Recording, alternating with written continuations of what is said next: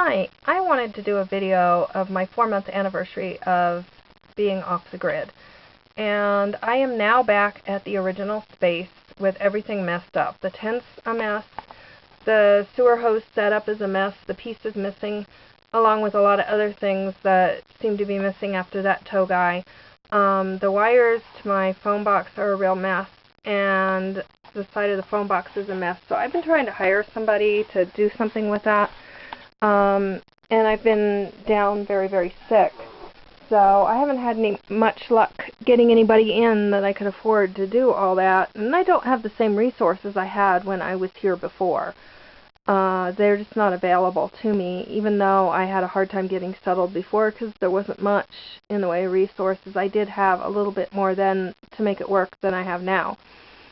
And I have 200 watts of solar. You can see out there the solar panels there on the right, there on the lawn.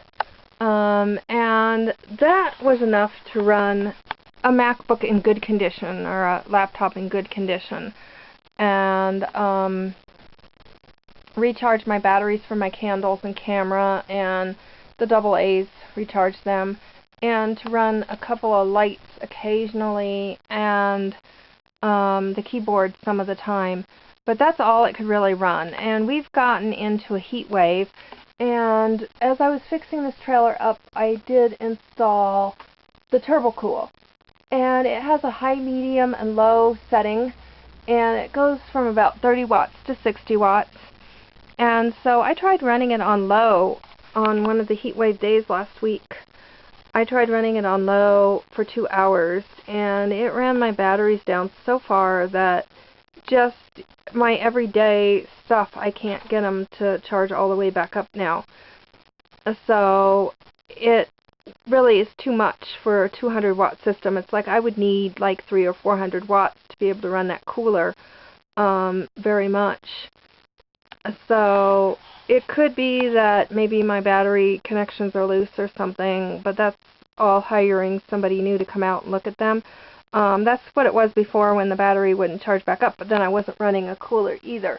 So I think for the amount of solar I have, it's kind of a little too much for it, especially considering that, you know, the computer, it's like the battery lasts about 45 minutes if I'm lucky, and then it goes back into the wall for 3 hours. So I'm going to have to do something with that too. And I have a new hot water heater on the way because mine quit working. It won't stay lit, and so I'm going to have to pay someone also to install it. So very, very expensive. Everything's very, very expensive with tiny house living off the grid. And basically, if I had it to do over again, I don't think I would have done it this way. But it was really the only option I had when I needed a low EMF place, and the landlords, the new ones that took the place over, didn't want to keep me after they bought the place. So if I had the option, I would save for a couple more years. I would save twice as much money as I would have thought I needed.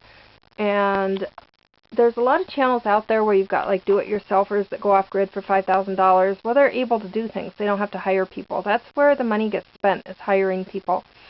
There's other people that, you know, they hire everyone, but they have a lot of money. Or they have health problems, but they have a lot of money. So I'm kind of trying to prove that somebody with health issues can get a more positive, less toxic environment and live off the grid and be able to do it. So I guess it's still an experiment in progress, though so far it's been failing, kind of.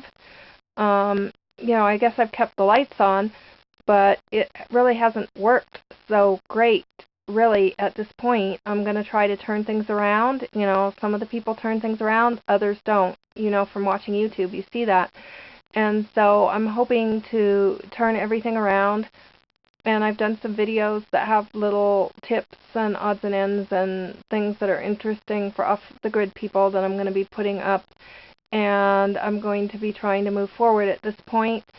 And stay tuned for those new videos that are going to be coming. And if you like, hit like, subscribe, share. And that's 4 months off the grid. Have a great evening.